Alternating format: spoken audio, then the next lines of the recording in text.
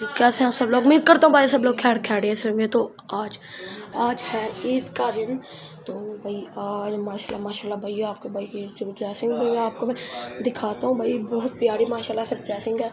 आपका भाई यार कार्टून के यार कोई नहीं डालता यार, मुझे खुदती है यार, ज़रा खुदती है तो ना इसी वजह से ना। तो भाई अब मैं अपना आपको ड्रेसिंग भी दिखाता हूँ भाई, अपनी चप्पल भी दिखाता हूँ जो मैंने भाई पढ़नी है।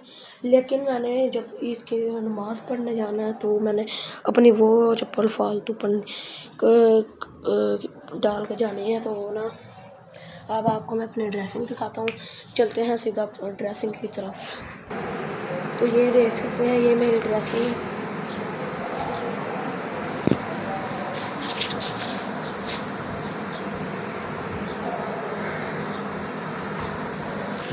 तो अब आपको मैं मिलूँगा नहाने के बाद। ओके।